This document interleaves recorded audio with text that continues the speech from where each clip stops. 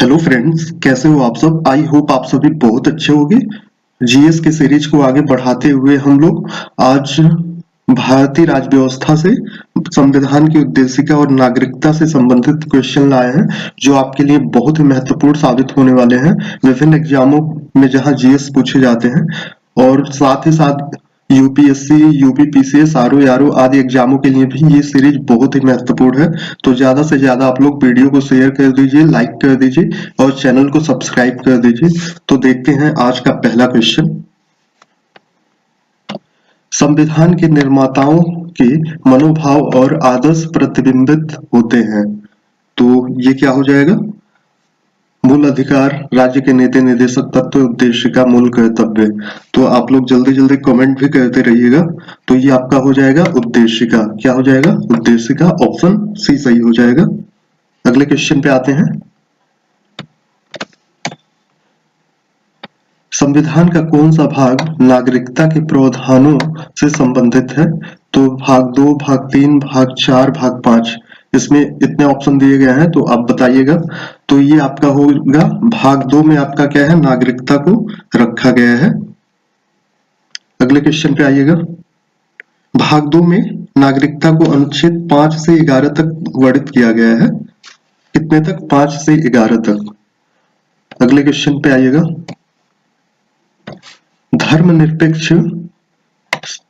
धर्मनिरपेक्ष शब्द भारत के संविधान की उद्देशिका या प्रस्ताव का एक बड़ा भाग है। तो 44वें संशोधन के बाद, 73वें संशोधन के बाद, कार्यान्वयन की तिथि से 42वें संशोधन के बाद। तो आप लोग कमेंट में आंसर भी करिएगा। तो ये आपका हो जाएगा कब? 42वें संशोधन के बाद। क्या हो जाएगा? 42वें संशोधन के बाद 42वें संविधान संशोधन 1976 में जोड़ा गया। अगले क्वेश्चन पे आइएगा। दोहरी नागरिकता निम्नलिखित में से किसकी विशेषता है? एकात्मक सरकार, संघीय सरकार, संसदीय सरकार, राष्ट्रपति शासित सरकार। तो ये आपका हो जाएगा संघीय सरकार। ऑप्शन बी सही हो जाएगा, संघीय सरकार। दोहरी नागरिकता का अभिप्राय क्या है? संघीय सरकार से। अमेरिका की क्या है? अमेरिका की संघीय सरकार में दोहरी नागरिकता की व्यवस्था है, जबकि भारत में क्या है? एकल नागरिकता का प्रावधान है। अमेरिका में आप लोग देखोगे कि राज्य का अलग नागरिकता होता है और पूरे देश का अलग होता है, तो वहां पे दोहरी नागरिकता होती है। अगले क्वेश्चन पे आते हैं। नागरिकता प्राप्त करने के लिए शर्तें निर्धारित करने वाला सक्षम निकाय कौन सा है? तो ये आपका क्या हो जाएगा? चुनाव आयोग, राष्ट्रपति, संसद और विधानसभाएं। तो आप लोग कमेंट में आंसर भी करिएगा। तो ये आपका हो जाएगा ऑप्शन सी, संसद। क्या हो जाएगा? संसद हो जाएगा।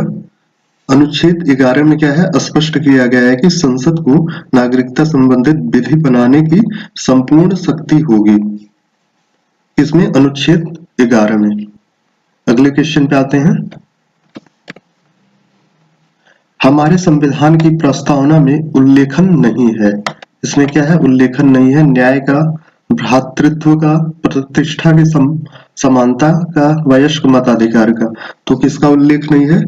तो ये आपका हो जाएगा वयस्क मताधिकार का क्या है? उल्लेख नहीं है। अनुच्छेद 326 में वयस्क मताधिकार का वर्णन किया गया है।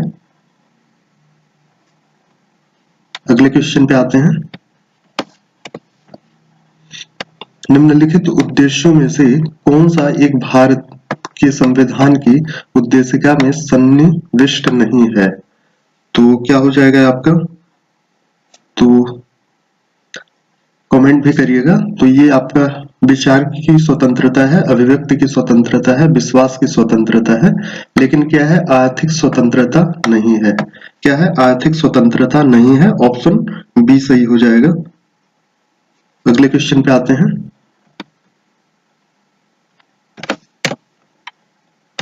भारत के संविधान के निर्माताओं का मत निम्नलिखित में से किसमें प्रतिबिंबित होता है?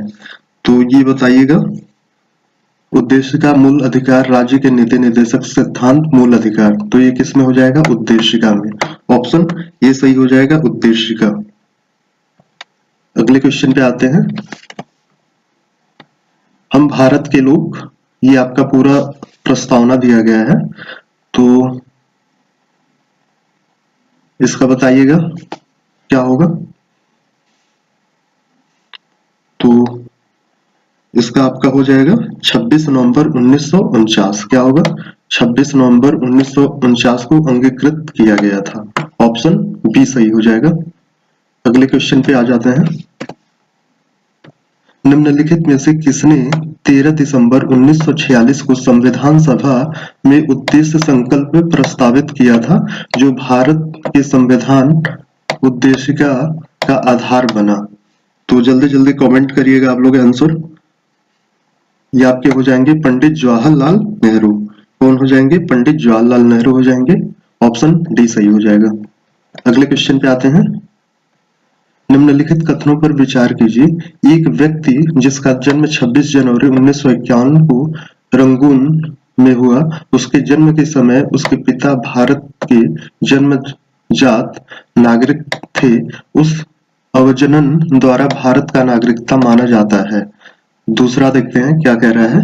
एक व्यक्ति जिसका जन्म 1 जुलाई 1988 को ईटानगर में हुआ है, उसके जन्म के समय उसकी माता भारत की नागरिक थी, परंतु पिता भारत के नागरिक नहीं थे। उसे भारत का जन्मजात नागरिक माना जाता है।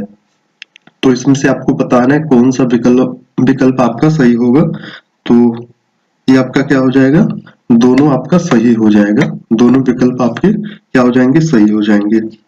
अगले क्वेश्चन पे आते हैं।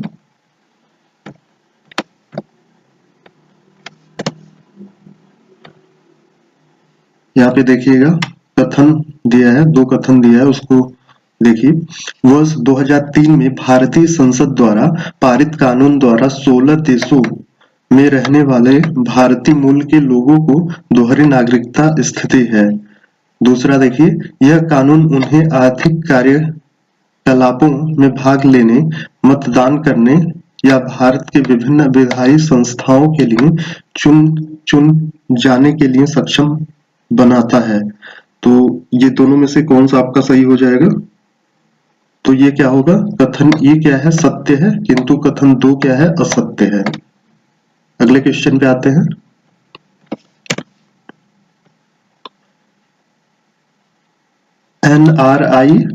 एनआरआई जो होते हैं उनके बारे में। तो एनआरआई द्वारा भारत में निर्वाचनों में पात्र मतदान होने के लिए निम्नलिखित शर्तों में से कौन सी पूरा की जानी चाहिए? तो ये आप देखिएगा। अपने मताधिकार का प्रयोग करने के लिए उन्हें अपने मूल स्थान में शारीरिक रूप से मौजूद होना चाहिए। बिल्कुल। एनआरआई चाहे उन्होंने दूसरे देशों की नागरिकता प्राप्त की हो या नहीं, मत देने के पात्र हैं। पात्र एनआरआईज को निर्वाचन पंजीकरण कार्यालय के साथ फॉर्म 6A भरकर पंजीकृत होना चाहिए। तो ये आपका क्या हो जाएगा? कौन सा ऑप्शन आपका सही हो जाएगा? तो ये हो जाएगा 2 और 3। केवल क्या है? 2 और 3 सही है। ऑप्शन डी सही हो जाएगा। अगले क्वेश्चन पे आते हैं। भारत का संविधान गणतंत्री है क्योंकि यह क्या है? क्योंकि यह कोई वंशागत तत्व नहीं रखता। क्या है? कोई वंशागत तत्व नहीं रखता है। अगले क्वेश्चन पे आते हैं। निम्नलिखित कथनों में से कौन सा सही नहीं है? यहाँ पे क्या है? कौन सा सही नहीं है ये आपको देखना है। अनुच्छेद 39D के साथ पठित राष्ट्रीयकरण विधियों की संवैधानिक बनाए रखने हेतु न्यायालय को समर्थन बनाएगा। सही है। अनुच्छेद 14 के साथ पठित ऐसे कानून जो पूर्णतम मात्रा में समाजवादी लक्ष्य को प्राप्त करने में असफल हो गया हो, वे खंडित करने में न्यायालय को समर्थ बनाएगी। बिल्कुल सही है। अनुच्छेद 25 के साथ पठित न्यायालय को उस अनुच्छेद के अंतर्गत प्रत्याभूत स्वतंत्रता सुनिश्चित करने में समर्थ बनाएगा। बिल्कुल सही है। अनुच्छेद 23 के साथ पठित आय एवं प्रतिष्ठा की असमानताओं में कमी करने के लिए न्यायालय को समर्थ बनाएगा। तो आपका क्या होगा? ये गलत हो जाएगा। तो ऑप्शन क्या हो जाएगा? ऑप्शन आपका डी सही हो जाएगा। अगले क्वेश्चन पे आते हैं। संवैधानिक संख्या में उद्देशिका उपयोगी है क्योंकि। संवैधानिक व्याख्या में उद्देशिका उपयोगी है क्योंकि। तो कमेंट आप लोग करिएगा क्या हो जाएगा इसका।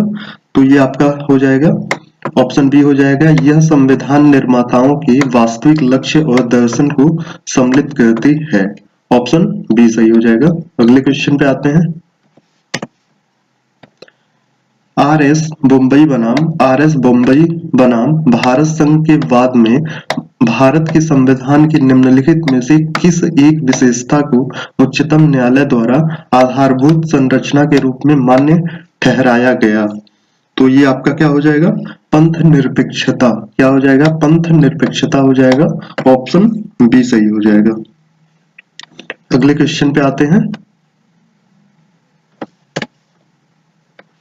निम्नलिखित आदर्श और दर्शन में उन्हें चिन्हित कीजिए जो भारत के संविधान की उद्देशिका में प्रतिस्थापित हैं। तो ये क्या हो जाएगा आपका, जल्दी जल्दी कमेंट आप लोग करिएगा। तो ये आपका हो जाएगा प्रभुत्व संपन्न लोकतंत्रात्मक गणराज्य, बिल्कुल सही है। समाजवाद और पंथ निरपेक्षता, ये भी सही है। पूंजीवाद और मुक्त व्यापार, ये गलत है।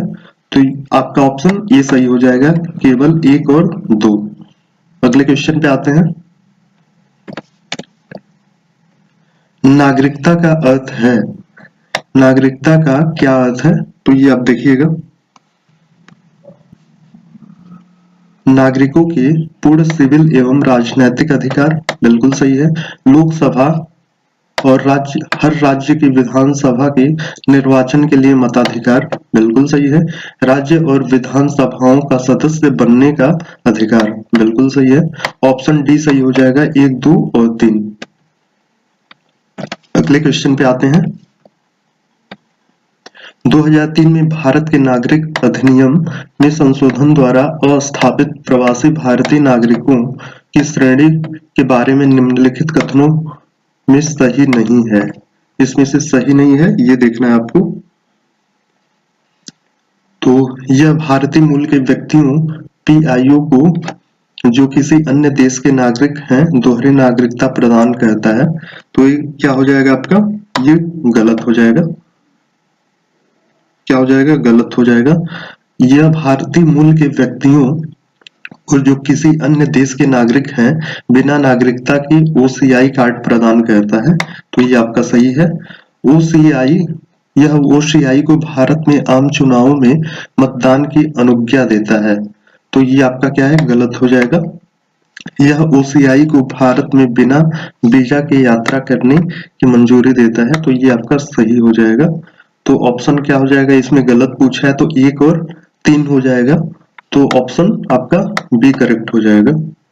अगले क्वेश्चन पे आते हैं। निम्नलिखित में से कौन से भारत के संविधान का केंद्रीय सिद्धांत नहीं है। इसमें क्या देखना, केंद्रीय सिद्धांत नहीं है। तो यह धर्म के आधार पर विभेद का प्रतिषेध करता है। यह कतिपय धर्मों को शासकीय प्रतिष्ठा देता है। तो ये ऐसा बिल्कुल नहीं है। ऑप्शन 2 है, तो केवल 2 आपका सही हो जाएगा, बाकी सारे सही है लेकिन 2 आपका गलत है। अगले क्वेश्चन पे आते हैं। निम्नलिखित कथनों में से कौन सा भारत के संविधान के नागरिकता के संबंधों के बारे में सही है। इसमें क्या पूछा है, नागरिकता के बारे में कौन सा सही है। तो यदि किसी व्यक्ति ने किसी विदेशी राज्य की नागरिकता स्वेच्छा से अर्जित कर ली है तो यह अनुच्छेद 5 के आधार पर भारत का नागरिक नहीं होगा अथवा अनुच्छेद 6 या अनुच्छेद 8 के आधार पर भारत का नागरिक नहीं समझा जाएगा। तो ये सही है। संसद की शक्ति है कि नागरिकता के अर्जन और समाप्ति के तथा नागरिकता से संबंधित अन्य सभी विषयों के संबंध में उपबंध करे। तो ये भी सही है। तो आपका क्या हो जाएगा, ऑप्शन सी सही हो जाएगा, 1 और 2 दोनों। अगले क्वेश्चन पे आते हैं।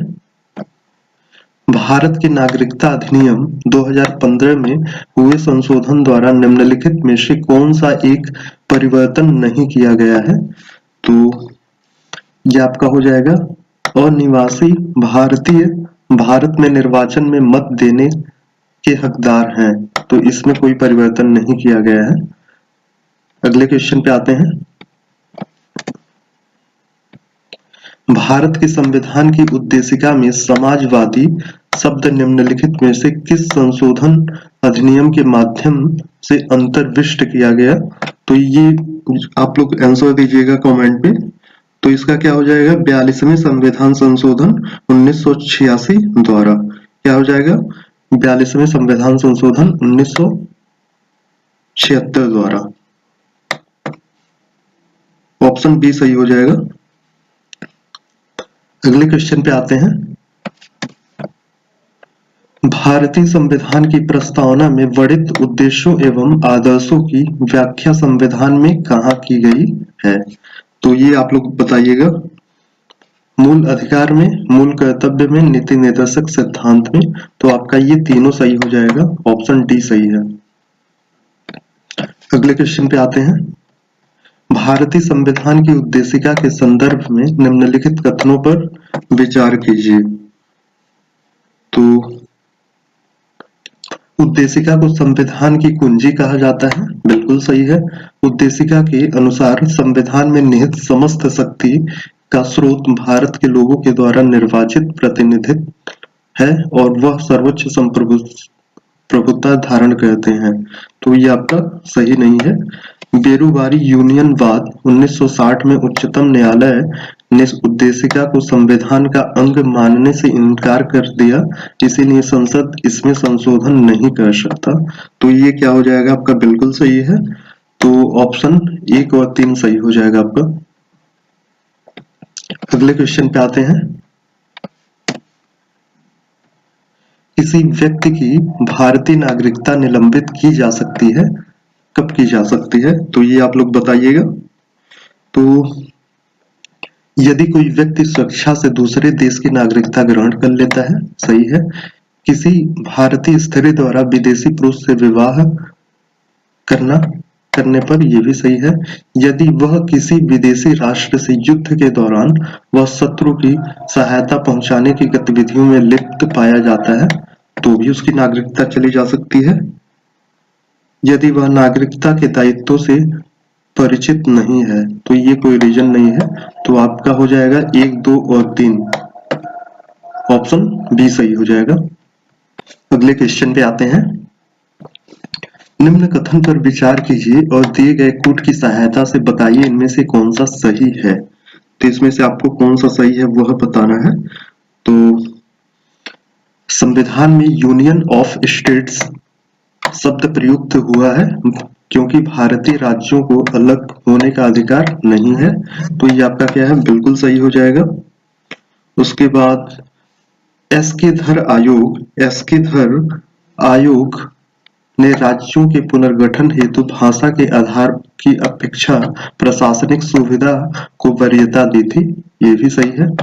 पंडित नेहरू, सरदार पटेल और पट्टाभी सीतारामैया को अध्यक्षता में कांग्रेस कमेटी राज्यों के पुनर्गठन की में भाषाई आधार के पक्ष में नहीं थी, ये गलत हो जाएगा। आपका 1 और 2 दोनों सही है। अगले क्वेश्चन पे आते हैं।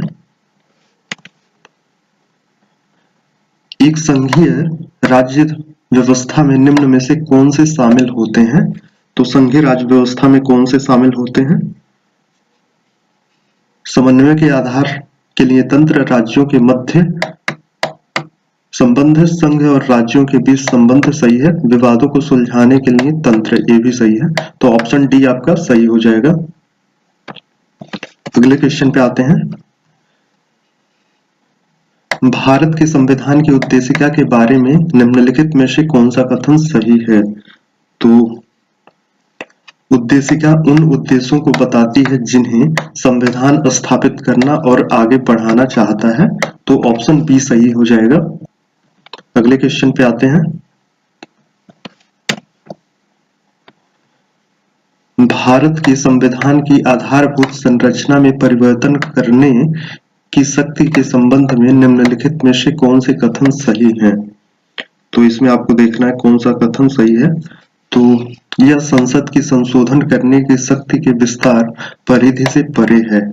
तो ये आपका केवल एक सही हो जाएगा, ऑप्शन सी। अगले क्वेश्चन पे आते हैं।